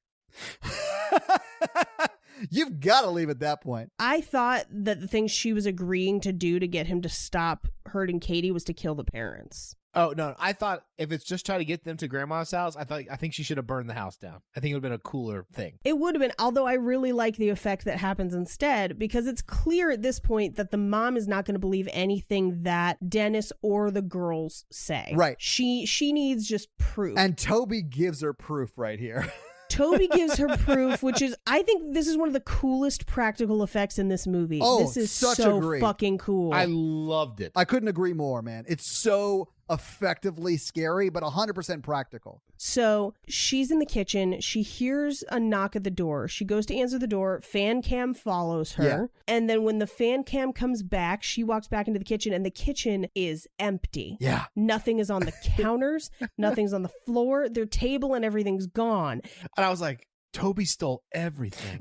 Well, and I was like, does she think she's been robbed? And before I could even form the thought, every single thing in their kitchen clatters to the floor around her, just like crashes around her. And then she's like, Dennis, get the kids. We're getting the fuck out. Yeah, they're just immediately gone. But it was not what I was expecting. It was such a cool effect. I rewound it. I loved it. It was so good. It was so well done, but it is really scary. I didn't jump. It wasn't like a jump scare, but I was like, oh my God, you've got to get out of here. I didn't jump because I was too busy like, how did they do that? Because they filmed this in a real house. Yeah. This is why I like haunted house films, like shit like this. So we cut to, it just says Moore Park, California, September 1988. Now, Moore Park, California is Southern California. So they had at least a 5 to 6 hour, probably a little bit longer drive. Okay. So the girls have fallen asleep in the car. They get to grandma's house. Grandma has apple pie. I think you mean apple die. Oh, yeah. Oh, Mikey. I love it though. So he's got the camera. He asks Katie how it's going. And then he follows Kristi into the room where she's drawn to that unicorn painting. Which I get. She's a little girl who doesn't love a unicorn, but she's not looking at the painting. Yes. She's looking right under the painting. And I was like, ooh, I don't like the way she's looking at that. I immediately knew that something was up because she's trying to get her fingers under the frame. Yeah. And I was like, oh, there's something behind that painting. And there is, Paige. There is. So we cut to upstairs. They're playing dress up. Oh. Kristi mentions Toby. Well, no, the reason she mentions Toby is because Kristi is dressed like a bride. And then the mom says, who's the bride? And she goes, or who's the groom? Toby. Yeah. Yeah. She puts a stop to that shit right there, which I think is great. Obviously put a stop to that. But Grandma is definitely in on it at this point. Because Grandma was the one who was dressing her up like a bride. The second I saw Grandma dressing her up like a bride, I was like, Grandma's the witch, and this was all a ploy to get to Grandma's house. Oh my God, oh my God, oh my God. Oh my Yep. God, oh my God. I didn't realize that the whole thing was a ploy to get them there, but I knew Grandma was in on it right here. Yeah. And so everyone goes to bed. The two girls are in the big bed together. And then I do love that they have that conversation as Dennis and Julie are getting into bed about why doesn't your mom let us sleep in the same bed? Because I've had a very similar conversation around the holidays, and it's always weird. This is why I think they aren't married. I know. I think they're not married either. Yeah, that makes a lot more sense. Because that seems like a rule that someone who, grew up in the 80s would have to abide by. Weird judgment call for a woman who's selling her daughter to a demon. Exactly. Literally selling your granddaughter to a demon. I'm drawing the moral line at my daughter sharing a bed with a man. And also, she was like, don't you want to have another kid? Like, she knows and is actively encouraging their sex life. That's some mixed messages. It's a weird line to draw, Mikey. You're absolutely right. I'm okay with my granddaughter marrying a demon, but I can't have my daughter having premarital sex in my house. Well, Toby's only mad because Kristi started selling Toby's chocolate chip cookie recipe because that's one of his secrets that she said he would get angry about. So it's like Toby's chocolate chip cookies. Is that a real thing? No, that's just a very long way to go. But that is a fun secret for a demon to have. Just be like, I put sea salt on it, but you can't tell anybody. If you tell them, I'll kill your family. What would a demon tell a little girl that's a secret he would get angry about? And he's like, I have the perfect recipe for lemonade so you could make money to burn your family's house down. I have the cure for AIDS. You can't tell anybody or else. Holy shit. Kristi, I've been in hell a long time. Come over here. Do you want to know who killed Kennedy? Hey, Kristi, fun fact. I'm Jimmy Hoffa. Kristi, come here. I got no one else to talk to. No one sees me. Here's a secret. Santa, he is real.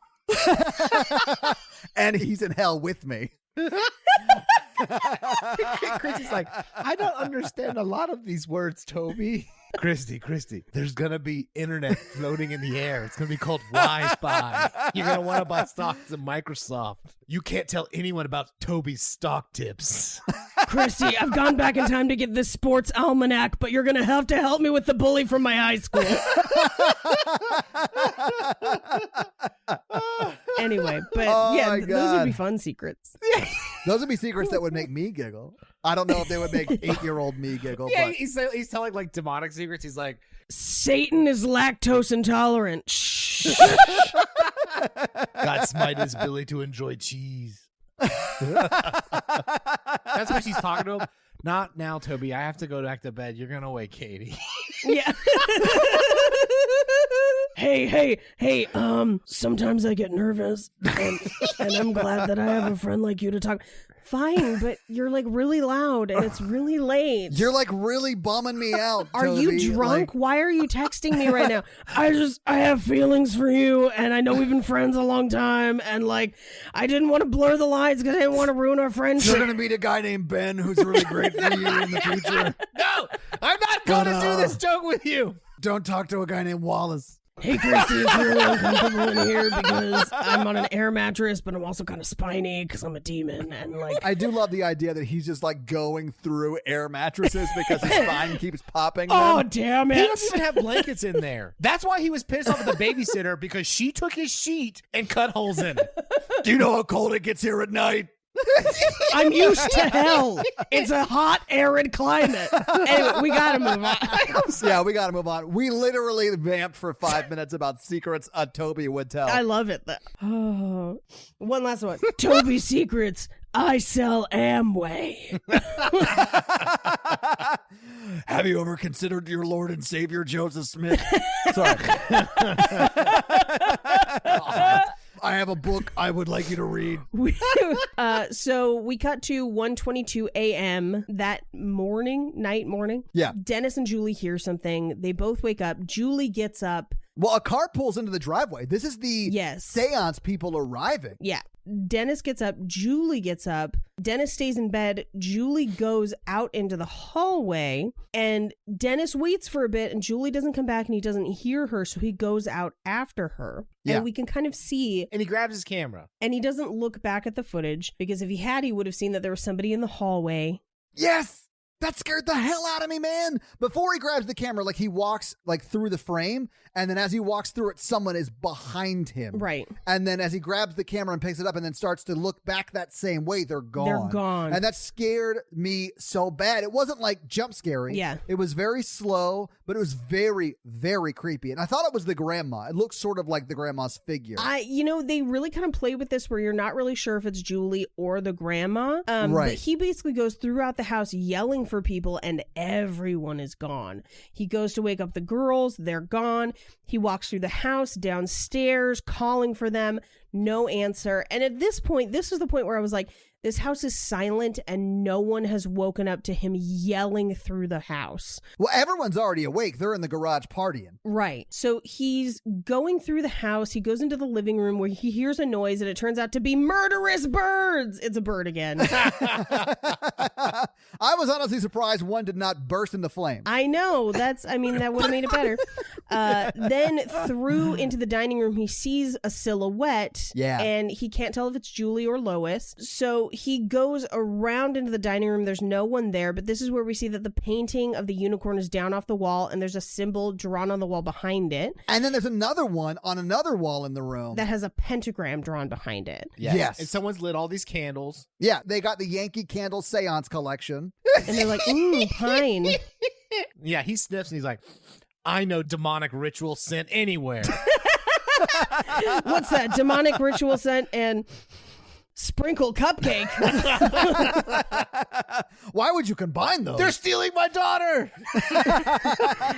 So he goes through the kitchen. Everything's empty. He goes outside to what I think is the garage. Yeah, it's like a detached garage because he walks through like this section, which is pretty common in San Diego. Yes. Or like Southern California. Mm-hmm. And at this point, I just have in my notes, maybe Toby was trying to convince them to ask to go to grandmother's house to do this. So like, this is where I started figuring it out. So he goes to the garage, he opens the door, and there's a full-blown coven in there. Oh, yeah. It's like 6 people, and they're not naked. That's an Ari Aster move. But they start walking towards him, which is also very creepy. But they're really old and frail. Yeah. Why would you not fight them right now? You're thinking just... I would love to see just like one hand holding the camera, other hand haymakering old people in the face. And that's a big camera. Just boom, boom, boom. I guess this is just how I handle conflict. I mean, I have to imagine that they have better powers than that, as we see later, or they're going to like Toni Collette on the ceiling. I don't know. I mean, I feel like they're not going to see it coming. I'm going to just get 1 or 2. Like if I'm going down, I'm taking 2 old ladies with me. You hear that, ladies? Ladies, I didn't understand why he didn't just fucking run at this point. Yeah, he like calmly walks back into the house. No, I would have been like, what do you want? What are you doing here? Where's my daughters? Where's my wife? And if they didn't answer, I would just start swinging. Yeah. Do it, I think that's a quick way to get your spine bent in half. But you know what? I want to go out like that. Instead of on the floor like, I think this does sort of make sense though, because we know that if Mikey's going to get in a fight, it's going to be with the super young or frail and old. Those are his wheelhouses. Look, that's true. I'll get in fights with somebody like my own size if they're coming for me, but in these movies, it's always like fragile population. I just want to see you in like The Visit going over and like beating the shit out of those old people and stealing your kids and leaving. Yeah. And you know what? In court, that footage would back my play. Your Honor, I have a tape I need to play for you. That's the oven. They put my kids there. Okay, no one touches my kids. Also, my lawyer has some comments. Oh yes, lawyer Toby here. There was no prenup. That's my secret. He gets the house.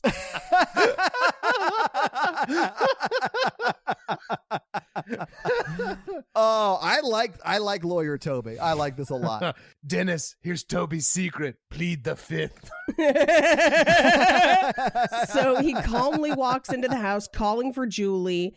He gets to the stairs where she's at the top of the stairs, and I looked at it and I was like, this doesn't look right. And then he continues up the stairs where we see that she is fucking floating, and fuck that shit. Yes. Honestly, it looked like she's being hung. Yeah. Like she doesn't have a noose around her neck, but it looks like she's being hung like that. Right. And her toes are not touching, but almost touching the ground. Yes. It is so eerie and creepy. I hate it. You're right, Paige. He should have. We're both right, actually, because your physiological response to something like this is fight or flight. So you're either going to run like hell or you're going to beat up old women. There is no in between. Yeah, there's no third option that's like calmly walk through the house. Yeah. And being like, oh, my wife's floating. Oh, that's super weird. Right. And then her body, and it is her body because she doesn't get up after. Her body falls down the stairs onto him. Yeah, it's like almost like it's thrown at him. Yeah, she threw herself at him. Yeah. So Kristi appears in the doorway. He runs to try and save her, and Kristi is clearly scared. Somebody's trying to get into the door. We hear commotion outside. The lights go dark. He goes to open the door, and we see somebody run past it. He looks out the back windows as if they could try to go outside, but there's a full-blown fire circle on the lawn. Like they have already started whatever their ceremony is. Yes. He sees Katie crouched by the stairs facing away from him where her mom's body is laying, and Katie's already not right. We can tell at this point it's not going to be good. And so he goes and touches her shoulder. She turns. She is a demon. He falls, breaks a lamp, and like hurts his leg, basically. Because she was crying, I thought that she was just... Cause Yeah. Katie is like holding onto the stairs, and her mom's right there. Like not moving. I thought maybe Katie had seen that and started crying and was just like needing comfort. And that's why it sort of got me. Because in my mind, I was like, maybe this is going to be a jump scare, but also it could very well just be a little girl who found her mom dead. You know, when she turned around and had the demon face, I jumped and it scared the shit out of me. I hated it. She runs away. She's gone. Yes. He tries to crawl across the room, and then the grandma shows up. And at this point, we're like, grandma's evil. Oh, yeah. And we see an unseen force basically stomp him down on the floor, and then his back bends the wrong way, basically breaking his back. Oh, yeah. Yeah. I saw that and I was like, how did they do that? Like practical effects wise. Well, Toby's secret was that he was a chiropractor the whole time. Oh, man. I think the legs maybe aren't real. Yeah, it's got to be something like that, right? Yeah, and he's like on his knees in the front, bending. I don't know, but it looked amazing. So he's very dead. Oh, yeah, he's split in half dead. Yeah. Yeah, Kristi calmly walks away over to Grandma. Katie joins Grandma, and they kind of as a group go to walk away, and then Kristi says, "Come on, Toby." Yeah. Yeah, Grandma even says something like, "Let's get ready," before they walk away. Yeah. And then that's when she looks back and says, "Come on, Toby." Come on, Toby. We get a little bit of static, and there is a frame in the static of the parents' bed on fire back at the house. I did not notice that. I did not see it. That's cool. I did not see it. Yeah, and that's the movie. Roll credits. So having seen the movie, having talked about the movie, what do you guys think? Final thoughts. Hit me with them. This is really good. I thought this was a really good one. Yeah, man. I think it was a really good movie. Although, again, I hope I never watch it again because it's super scary, man. Yeah, really good. this movie got me. Yeah. I think this is going to be the highest rating I've given something on this show. Wow, really? Yeah, because Nice. the jump scares actually got me. The little girls were so good in it. There's so many like great unnerving parts. Yeah. By the end, it's super tense and super scary, but I was having so much fun with it. It wasn't as scary at that point, but like, man, this movie is good. Yeah. I loved it. I watched it during the day because I knew I'd be scared of it. I watched it during the day, too. Full disclosure. I watched it last night because I knew that I also had to watch, we're working on the live show right now, so I had to watch the movie for the live show, and I knew that would be a palate cleanser. Yeah. And I was like, well, I'll just watch that after and I'll be fine. So Yeah. Paige, do you have some fun facts for us? I do. Hit us with your fun facts. Ba-da-ba-da. So towards the beginning of the movie, Julie takes a picture of Katie standing in the driveway shortly before they take a group picture, and that photo appears in both the first and second Paranormal Activity movies That's the photo that's burned. Okay. Interesting. as an indication that the demon has started haunting them. So most of the scenes in the trailer for this movie were not in the actual movie. Really? Yes. That's insane. Yeah, they made a whole separate trailer full of stuff not in the movie, and it's because they had enough footage at the end of this movie to make a second completely different version of the movie. What? That's wow. Okay, that is nuts. Isn't that crazy? That's like what we do in the shadows level of filming. Like, that's amazing. The scene with Kristi's loose tooth was real. The little girl playing her showed up on the set and had a loose tooth, and so they filmed it. Oh, cool. Oh, okay. The symbols that appear on the wall in the grandmother's house are simplified versions of the pentagram of Solomon, inverted, because as above, so below. Sure. And the Triangle of Solomon, both symbols depicted in the Lesser Key of Solomon, which is a book of demonology. So it's allegedly a grimoire used to summon and constrain demons, but also just, don't summon demons. Yeah. Why mess around with that kind of shit? Well, I mean, you want Toby's chocolate chip cookie recipe. I mean, you got to figure out what Toby's legal advice is.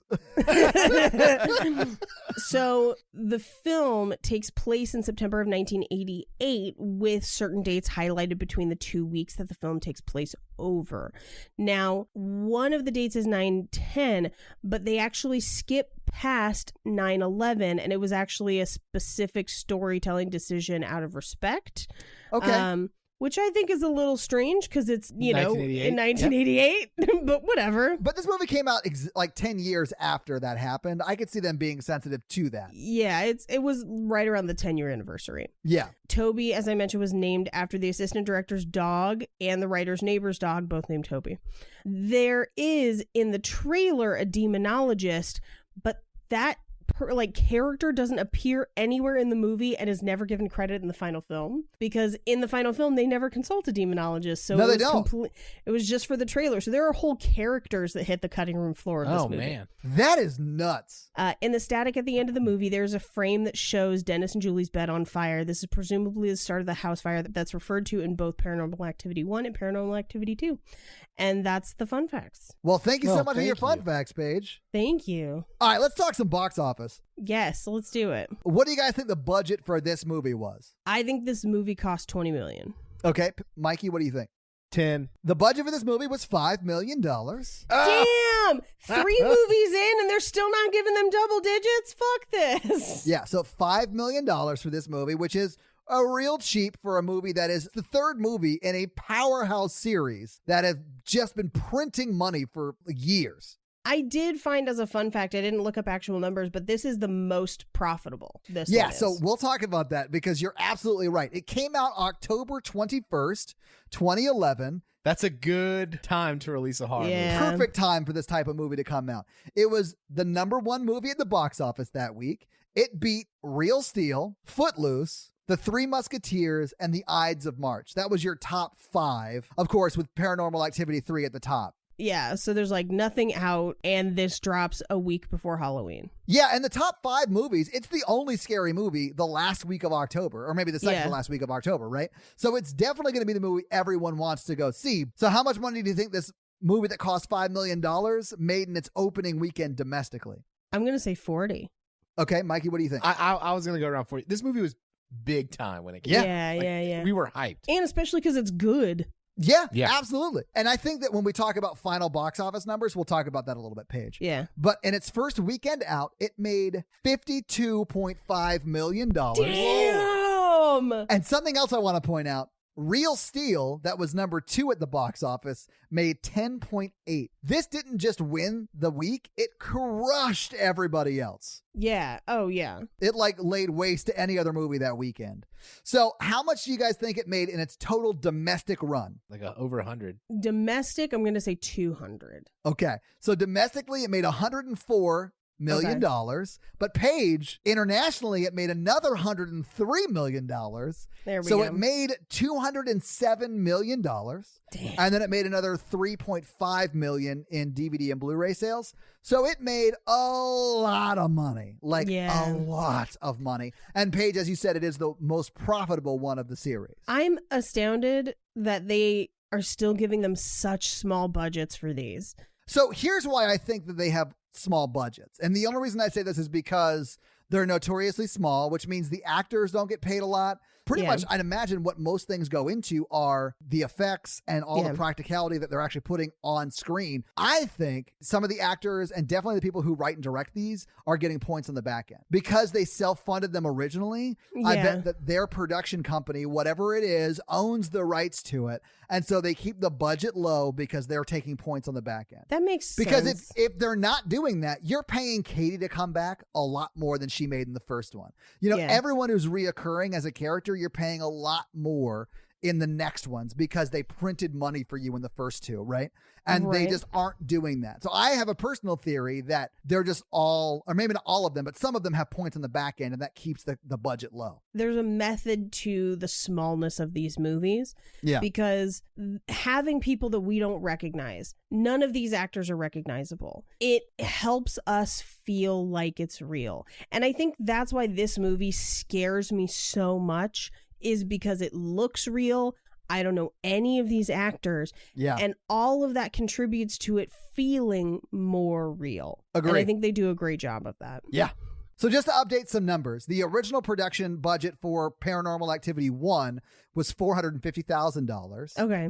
And of course, that made a lot of money. Paranormal yeah. Activity 2 was $3 million.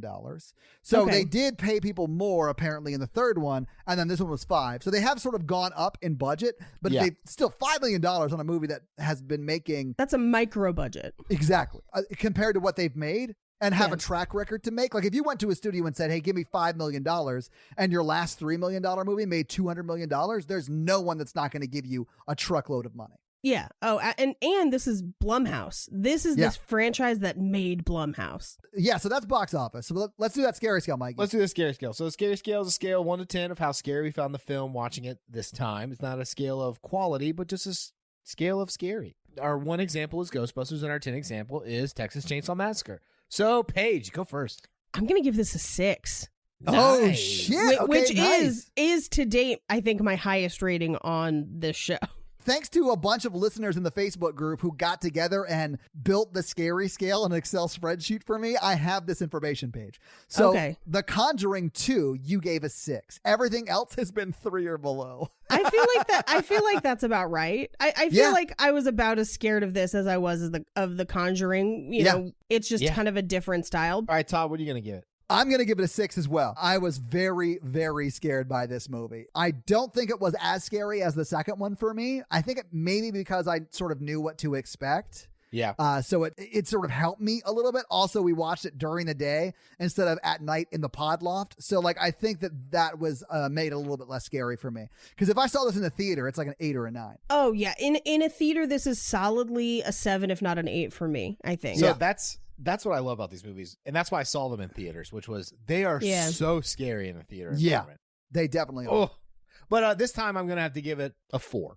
Okay. So this week, you guys made me watch Paranormal Activity 3. What are you guys making me watch next week? All right. So everyone, Paige, I don't know if you guys heard about this, is new on the podcast. Hello. And we did Mikey month once, and I thought it'd be fun to do a Paige month to get some of her favorite horror films and to do kind of get a sense of her horror style. Which is diverse.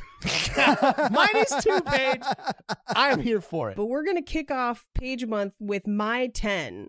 I'm so nervous about this because you've been talking about this for a while. Like, I'm very No. scared of this movie. Here's what I will say. I have only been able to sit through this movie once previously. Oh my God. Paige, do I need to invite someone over to watch this movie with me? Do you want to invite me over, Mike? So here's what I'll say. I saw this for the first time almost 15 years ago, my first semester of my film major classes in college. And I had to watch it in class. We were required to be there. Oh my God. It was in a giant lecture hall of 400 people, so they just darken it. So it's like a movie theater. And we had those fold-over desks. And I had my laptop on it. And I was so scared that I was like burrowing into my hoodie. There was a jump scare, and I jumped, and my knee hit the desk and flung my laptop, hitting the girl next to me in the face. But she also was hidden in her hoodie and didn't know what hit her. Oh so my she God. just screamed. I caught my laptop and put it back down on the desk. And she just like popped out of her hoodie and was like, "What was that?" And I was like, "I don't know." And then we just went back to watching the movie. You didn't own up to it? I did not. And I love that. and I did not sleep for like 2 days after, but it was a long time ago, and I feel like I may have hyped it up in my head, much like you did with The Omen. Yeah, I was 8 when I watched The Omen, though. I wasn't in college. Yeah, you weren't 18, but you know. Right. But it's been a long time. It is very possible I have hyped this up in my head, and as I have watched a lot more horror since, it's not going to be as scary. But that is the one that I have not been able to conquer, but I am willing to watch it again for the first week of Page Month. To punish me. It's A Tale of Two Sisters. I've never even heard of this, and I am scared already. I sent you guys the trailer. Did either of you watch the I trailer? Hell didn't no. watch it. Hell no, Paige. Your mistake was telling me it was your 10 before you sent it. No, It's my so 10. I chose not to watch it because I want to go in with nothing. Yeah, you should go in with that.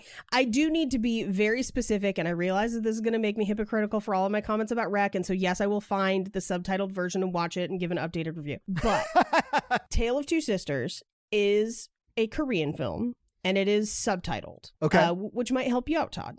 Yeah, it might. There is an American version, because it was remade, into a movie called The Uninvited, which is terrible. Okay. Or at least I did not like it as much as the original. Because even though the original was terrifying, I was like, it's a good movie. I'm just terrified and I never want to see it again.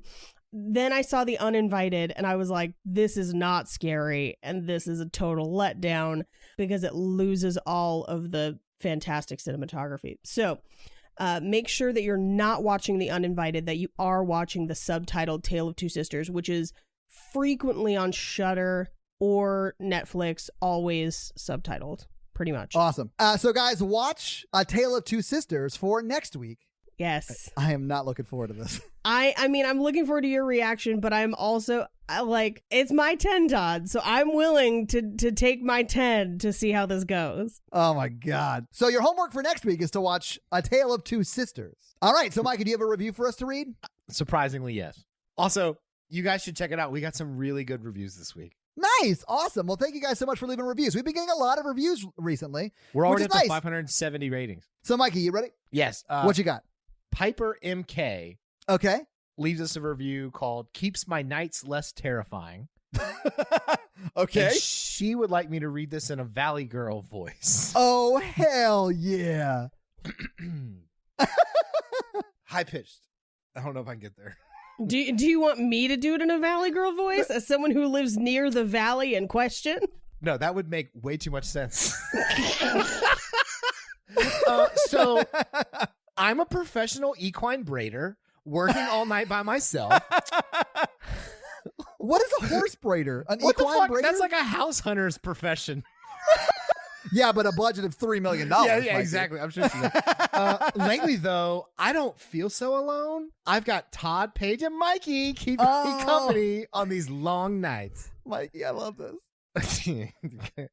Todd always makes me laugh with his reactions. Oh, I thank you. Mikey gives me a good Mikey, idea. you're terrible at Valley Girl. I'm learning this right now. Mikey gives me a good idea of how scary a film will be. I probably shouldn't trust his judgment that much. Winky blinky. First thing they've said that I've agreed with. No, I agree with the whole review. We're awesome. And Paige had a soothing voice that makes the dark less scary. Oh my God, really? Thank you. That is the sweetest thing I've ever heard in my life. But she used past tense. So I was like, what happened to Paige's voice? Did Paige die? Yeah. Paige tried to do a demon voice for like 10 minutes of this episode and has aged her voice This like 10 review's years. from the future. My voice has sat on that machine from Princess Bride, and it has just sucked 1 year of my voice's life away. Not the 50. I'm sorry. This was a really long-winded way, okay, to say that you three make my 12-hour shifts so much cooler, okay? I've binged almost all of your episodes in 2 weeks. 2 weeks? What? Wow. Oh my God. And I even got my Harvard boyfriend interested. Nice. Thank you guys. Bye. Oh my God. Thank you so much, Piper MK, 5 stars. for that amazing 5-star review. And guys, if you want to have your review run on the podcast, simply leave us that 5-star review. Let's get us to 600 reviews, baby. We're so close. As if. That was terrible. I get I'm it. I knew that bugging. was I was surfing the Crimson wave. We should just invite all the Haitians. Oh my God, Mikey, that was pretty amazing. Although I'm going to say swing and a miss on the accent. I think that's why people like when I do them. Oh, it Yeah, I is. think It so. fully is, Mikey. Yeah. I can only do Confederate Ouija board. That's like my only accent. I can't wait till you get headshots and like on the back of your special skills it says Confederate Ouija board accent. I'm looking forward to that. Confederate Ouija board, secretive demon. I want to hear a review written as Toby's secret. Toby's secret. Here's my secret. This is the best podcast in town that no one knows about yet. So if you want to get in on it, listen now. God, that hurts so bad. This episode brought to you by Nick B. Nick B, fun fact. Oh, yeah? He hired a videographer for his wedding, Okay. but then he taped over it accidentally when he was taping an episode of Perfect Strangers. Oh, I get it, though. Perfect Strangers was great. I mean, the good news about it is he married Balky, so it's almost exactly the same. Did he really marry Balky? No, I don't. Nick B? Do you think... I'm so confused by your confusion, Mikey. The Nick B stands for Balky. All right, well, Nick Balky, thank you so much for that awesome fun fact about you and your life. We appreciate it. This episode also brought to you by Ori. So Ori was super, super nice to me when I found out my storage unit in my sort of loft second floor area was haunted. So I like left the house immediately, and then she let me stay overnight at her place, and it was super great. Like the only thing that happened was like I just ran into like the garage where a bunch of old people were having like a seance ? I too have made up a bunch of weird stories to spend the night with a woman. Well, at the end of it, Mikey, I did turn into a ghost. Because I died. That's what I told him too. We now return you to another episode of The Patreonicals. We're here in the Old West, or are we? Oh, yeah, that's right. Kate comes back to the gold mine and was like, and then the evil people, Evil Matthew, Isaac, and Dave come back to the gold mine. They're like, hey, we robbed the bank. It was super cool. And then Kate comes back down. She's like, I saw some shimmering in the air. It was like, it did not look normal. And Karun was like, oh, we have one of those in space. It's like a holodeck kind of deal. Like, this is a simulation. We're not in the Old West or whatever you guys call it. Legit could just be like dust and or glitter in the air. But he was like, oh, shit, no, that's definitely a holodeck. Karun knows. You guys she explained it in such a way where it can only be this, and he agreed. Oh, okay, that makes sense. Okay. Yeah. So what you're saying is when she was explaining it, she did a much better job explaining it than you did. Yeah. I let people visualize things in their imaginations. Yeah. Stop being lazy, listeners. Yeah. You do Have better Mikey's job. You know how you would love to have like sex with someone in real life, but like you can't? Well, what if you could make it feel like you could? Holodeck.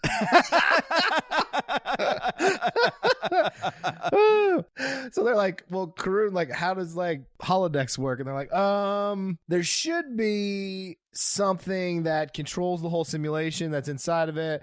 And Sasha was like, oh, when we were here, there's a train that just goes around and around and never stops. And I thought that was weird. But I just thought it was like an Old West thing. But I noticed it was the same train. It was almost like an Old West World thing. Yeah, this is definitely not a ripoff of Westworld. No, it's definitely Snowpiercer. Holy shit, that movie's terrible. People love that movie. I know, and I'm it's like, terrible. oh. So Isaac was like, easy, let's just attack the train. And they're like, yeah, sure, let's go do that. Let's just go attack the train, guys. I mean, they did just rob a bank. I don't think hijacking a train is out of the question. Yeah. So they all go to the train tracks that are like circling their little simulation. There's just like a giant Christmas tree in the middle for no reason. I wish. Wait till December. I can't wait till the Patreonicals get Hallmark movie themed. They're going to the North Pole this year. Oh, Is this train the Polar Express? Can they do it because somebody falls in love with someone that turns out to be secretly Santa? Yes. You guys, no spoilers. Okay, we're getting off track. Okay, so Evil Matthew's like, let's throw Dave in front of the train and like his innards will stop up the gears because he like regenerates or whatever. He can die. At least in the holodeck, right? No, I think his like special power is he dies and comes back. You think? You wrote it. His special power is both immortality and regeneration from any type of death. Right, but he feels the pain. Yeah, just like Logan. Anyway, they throw the body under the train and They sacrifice Dave. it slows it down and they all hop on and Kate flies on top. Matthew gets to the conductor who is like a creepy robot guy and is like, Tristan, they see he's like a cyborg ass, just basically a guy from Westworld. So Tristan connects his Some sort of like robot leprechaun kind of thing. yeah. So Tristan hooks up to him with a USB cable and they find out how to turn off the simulation. And Eddie was like, well, if it's a simulation, how is I talking to the animals? That is a good question. This is a level of continuity that I have not come to expect from your stories. And how did they eat a person? Well, Tristan was like, it simulates all of that. Oh, okay. But also, I was hearing the animals as well, but I wasn't telling you because I thought I was going crazy. All right. So Eddie was like, oh, dang. Well, I want to destroy it. So Eddie and Matthew end up throwing a bunch of coal into the steamer engine and then like it starts overheating and everybody has to jump off and it blows up and the whole world goes black and that's the end of the week. If Kate can fly, why did they need to throw Dave under the train to slow it down? If Tristan is a super advanced cyborg, why haven't they nailed cordless technology? Why did he have to use a USB? That's confusing to me. Will Dave be immortal out of the holodeck? Find out next week on another episode of the Patreonicals. We are a member of the Consequence Podcast Network, so if you would check out their podcasts at consequenceofsound.net, that'd be great. Do whatever you want. You can also check out our stuff at horrorvirgin.com, and you can check out us on social at horrorvirgin.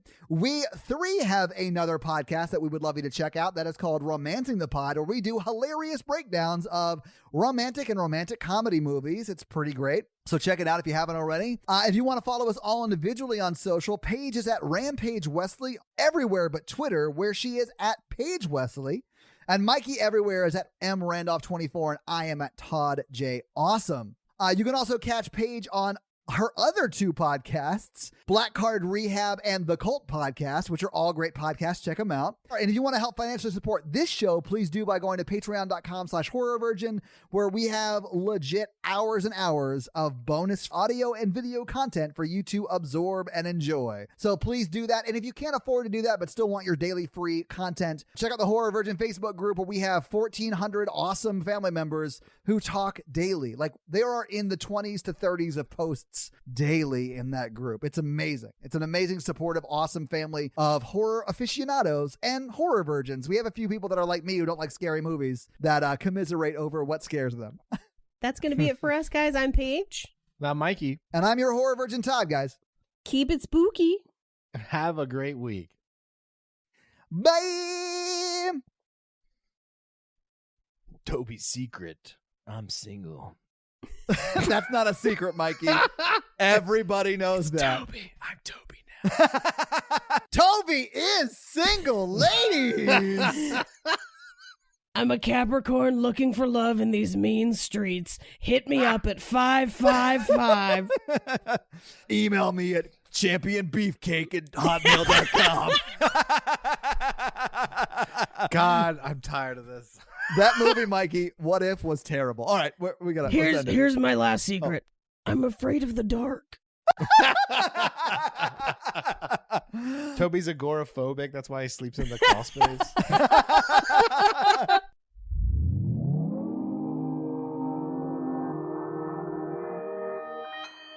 Consequence Podcast Network.